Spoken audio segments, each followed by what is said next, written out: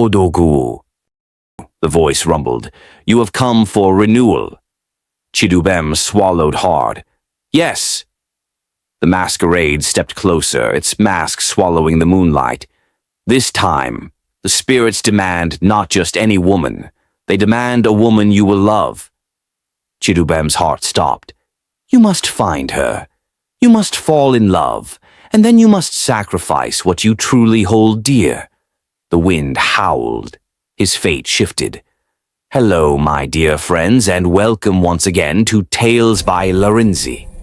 This is the home of powerful stories, stories that teach, warn, inspire, thrill, and guide us in the journey of life. If you're new here, please don't forget to like, share, and subscribe. Your support means the world to me and helps these stories reach even more people. Chief Chidubem Anaso did not always live in a mansion that sprawled across 3 plots of land in the government-reserved area of Onyinye. He was not always the man whose convoy made traffic stop, whose entrance into any hall commanded instant silence, whose mere presence made governors adjust their ties and businessmen rehearse their greetings. Number Chidubem began like many young men in Nigeria, hungry, ambitious, willing to do anything to escape the grinding poverty that had claimed his father and his father's father before him. He had watched his mother sell oranges by the roadside, her beautiful face gradually collapsing under the weight of disappointment and unpaid debts. He had worn the same pair of trousers to school for 3 years straight, washing them every night and praying they would dry before morning. He had known the special kind of hunger that makes you drink water until your belly swells, hoping to trick your body into forgetting it hasn't eaten. I will never be poor again, he had sworn to himself at 17, standing by his mother's grave. I will never let anyone I love suffer the way Mama suffered. It was a good promise, an honorable promise. But the road to hell, as the white man says, is paved with good intentions. After secondary school, Chidubem moved to Lagos, the city that swallowed young men whole and spat out their bones. He tried everything. Selling recharge cards at bus stops, working as a store attendant where his boss's wife slapped him for a mistake that wasn't his, pushing wheelbarrows at Mile 12 Market where the sun was hot enough to cook yam on the pavement. Nothing worked. For 5 years he struggled. 5 years of sleeping in moldy rooms shared with 6 other young men, of bathing with 1 bucket of water, of eating once a day if he was lucky. 5 years of watching other young men, some more foolish than him, some less hard-working, suddenly transform into big boys with cars and chains and girls hanging on their arms like expensive jewelry. How do they do it? He asked his roommate one night, a thin boy from Abia State who worked at a printing press. His roommate looked at him for a long moment before speaking. Brother, in this Lagos, if you want to blow, you cannot be using only your hands.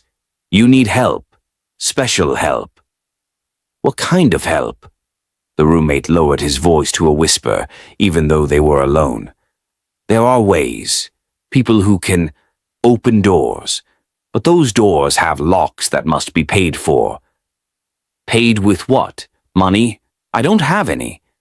Not money, the roommate said, and his eyes held a strange mixture of pity and warning.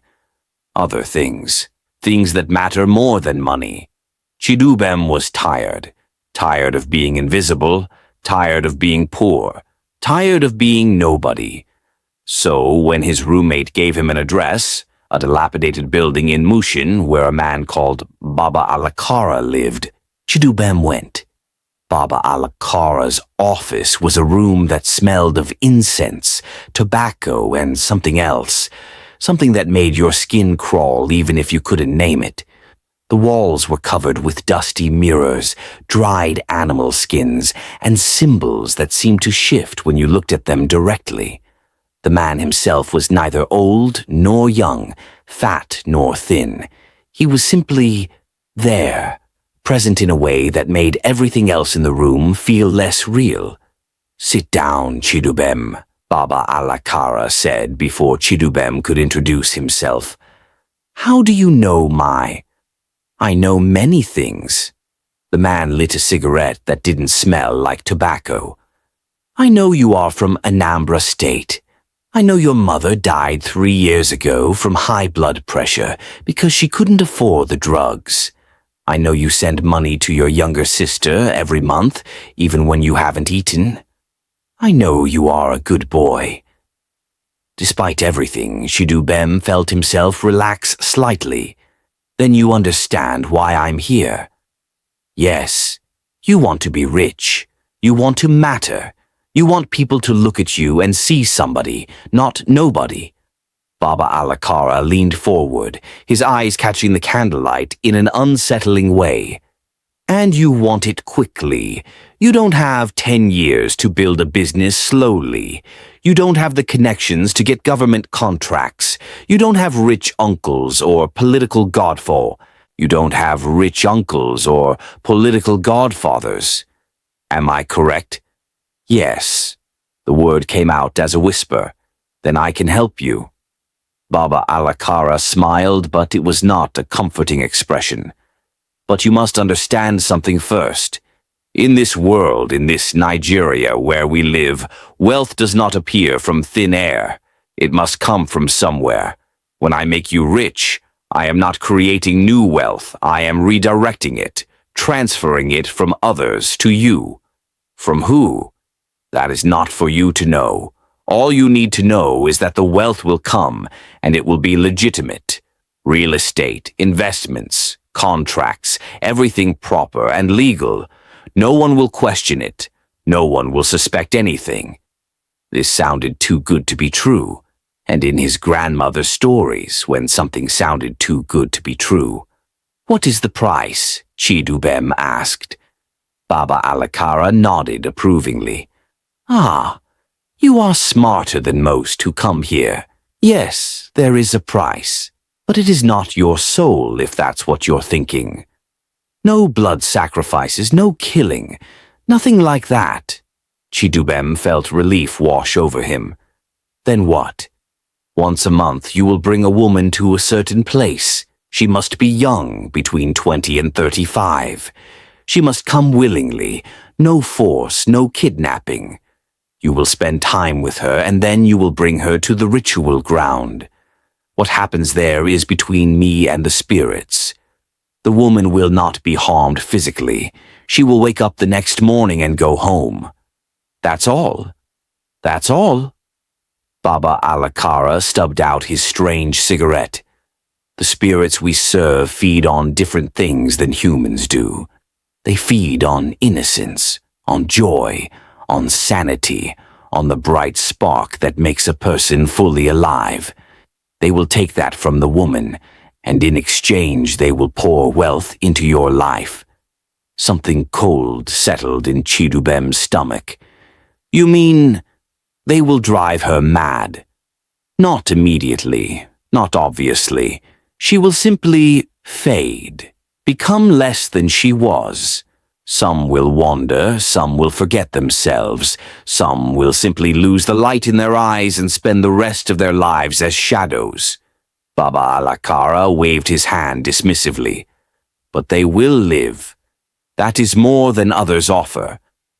Chidubem thought of his mother's grave with no headstone because he couldn't afford one.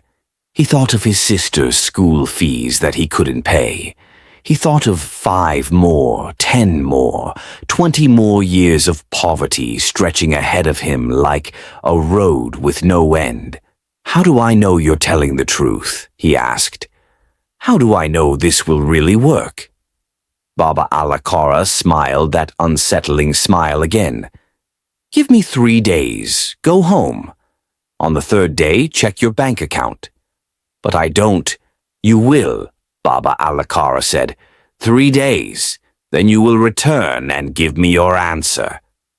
Chidubem left that room feeling like he had made a decision without actually deciding anything. 3 days later, a lawyer called him. A distant relative he had never heard of, a childless man who had made his fortune in Gabon, had died and left everything to Chidubem. 3 million naira. Just like that. It was enough to start, enough to change everything. And when Chidubem returned to Baba Alakara's room, he brought his answer with him. "I'll do it," he said. The shadows in the room seemed to dance with approval. What happened next could have been a miracle, if miracles came wrapped in darkness. Within 6 months, Chidubem Anaso became Chidubem Anaso and Associates, a real estate company that somehow always landed the best properties. Within a year, he had moved back to Anwulike, building the kind of mansion that made people stop and stare.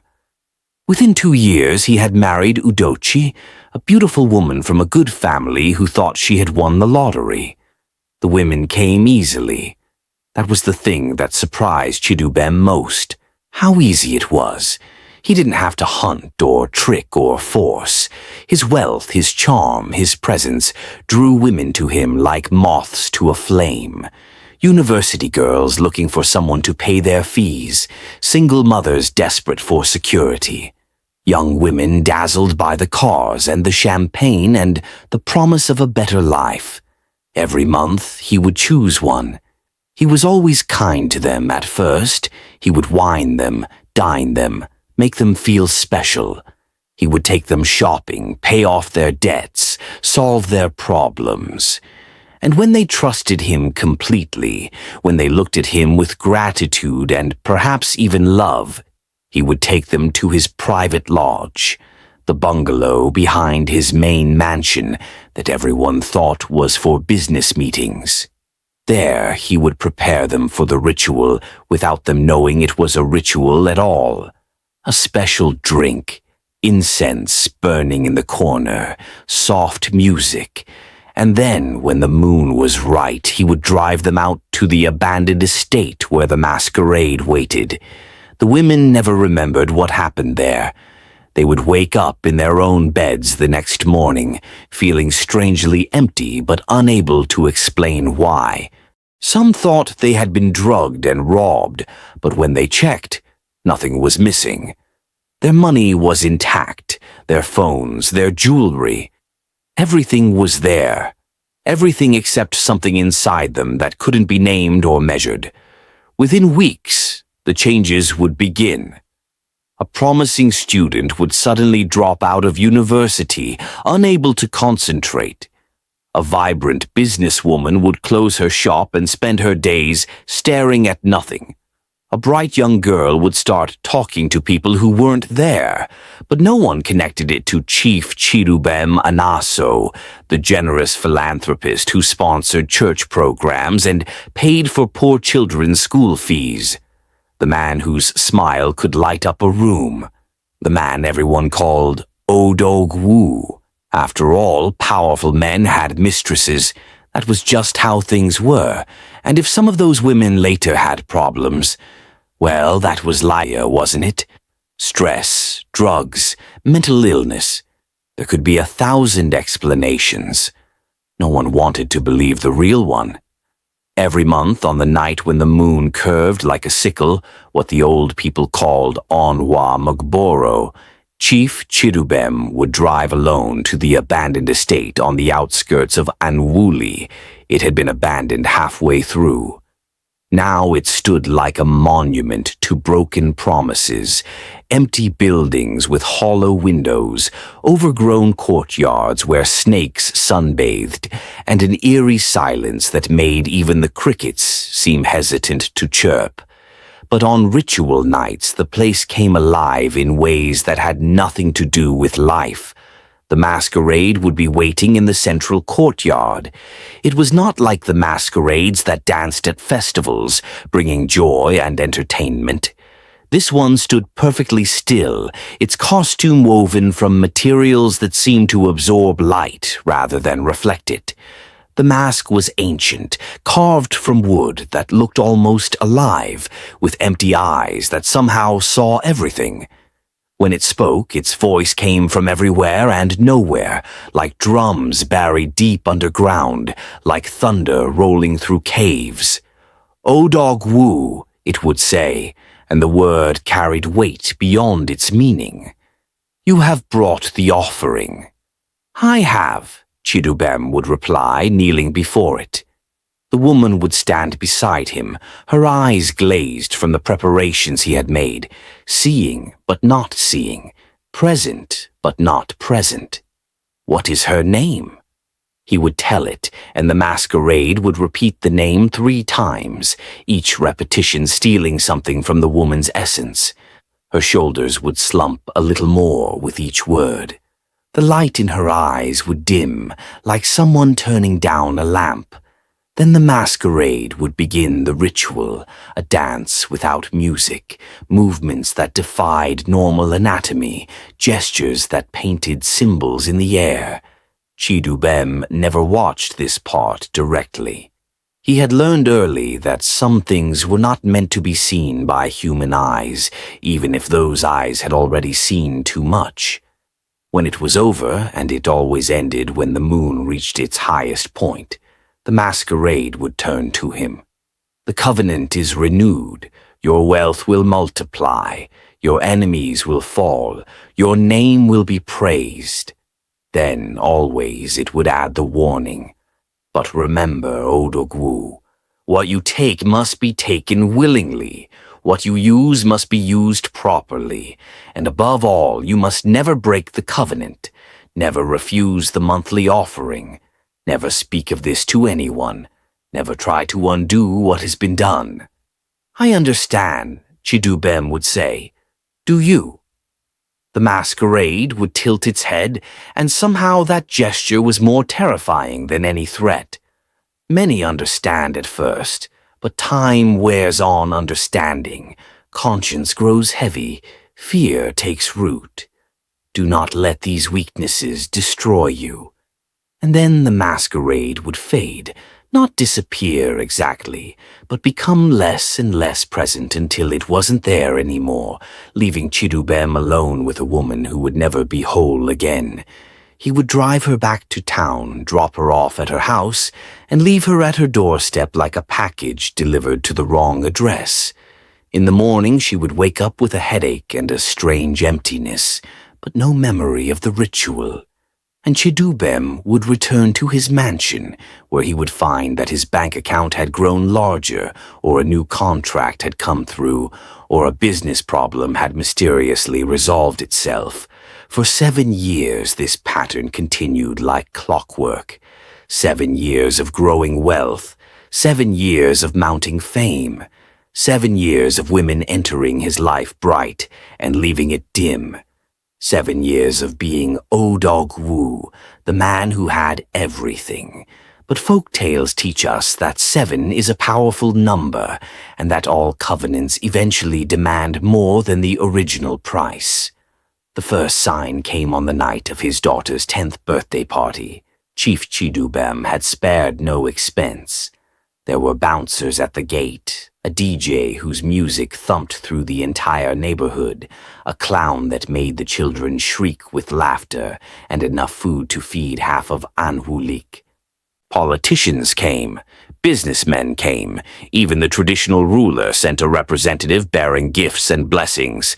Chief Chidubem stood on his balcony, looking down at the celebration and feeling nothing. Not joy, not pride, not satisfaction, just a heavy emptiness, like a pot that had been scraped clean but still smelled of what it once contained. His wife Udochi appeared beside him. She was as beautiful as ever, perhaps even more so with the expensive skincare and the personal trainer and the trips to Dubai for shopping. But she looked at him the way you might look at a stranger whose face you recognize, but whose name you can't remember. "Are you not coming down?" she asked. "Soon. The children are asking for you." "I said soon." His voice came out harsher than he intended. Udochi flinched slightly, then recovered her composure. "Fine. I'll tell them Daddy is busy." She turned to leave, then paused. Chidubem? What? Do you ever... She stopped, seeming to struggle with the words. Do you ever feel like something is wrong in this house? His heart jumped, but he kept his face neutral. What do you mean? I don't know. I've been waking up at night hearing sounds, like people whispering, and sometimes I think I see... She shook her head. Never mind. I'm probably just stressed. You should take a vacation, he said quickly. Go to London. Take the children. Stay at the Dorchester. Shop at Harrods. Relax. She looked at him for a long moment, and he saw something in her eyes that he didn't like, something that looked like pity mixed with fear. When last did we have a real conversation, Chidubem? When last did you hold me like you used to? When last did you play with your children without looking distracted? I'm building an empire, he said, but even to his own ears it sounded hollow. Everything I do for this family. No, Udochi said softly. Everything you do for something else. I don't know what it is, but I know it's not us. She walked away then, her high heels clicking on the marble floor, and he did not call her back. Chief Chidubem felt the weight of age, guilt, and emptiness pressing down on him. He knew the date for his wealth renewal was close, and for the first time in his life, he dreaded it. Still, he drove to the abandoned estate that night, the moon thin and sharp like a blade. The masquerade was waiting. But something was different. Its voice was deeper, its aura darker. Odogwu, it thundered. You have come again for renewal. Chief Chidubem knelt, trembling. Yes, I have. The masquerade leaned close. This time, the covenant demands not a random woman. Chidubem's heart skipped. Then who? One dear to your... Chief blinked, confused. My wife? Why her? A deep, mocking laugh.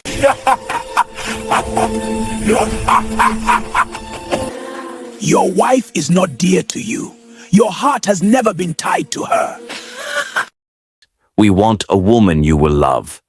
Chief Chidubem froze. You must find an innocent girl, pure-hearted, untouched by your darkness, and you must genuinely fall in love with her. Only then can she be offered, because you must sacrifice what you truly hold dear. Chidubem's voice shook. Why? Why now? The deeper the love, the stronger the wealth, and your time is running out. The masquerade stepped back. Go, find her, love her, and bring her on the next moon. Chief Chidubem's world spun. Love? He had lost every sense of the word love. He had none for anyone, not even his wife, not even himself. But the fear of losing his wealth was stronger than reason. And so the search began. For 7 years, Chief Chidubem walked through life untouched, protected, and feared. Every contract opened for him, every door bowed to him, every secret he buried stayed buried. But now the covenant has shifted, and the spirits have named a price no amount of money, power, or charm can cheat. They don't want another stranger. They don't want another willing victim. They wanted something that means so much to him, something that would cost him. And when he finds her, would he willing to offer her? Thank you for watching today's tale. Don't forget to like, comment, and subscribe. Part 2 is coming, and the darkness is only getting started.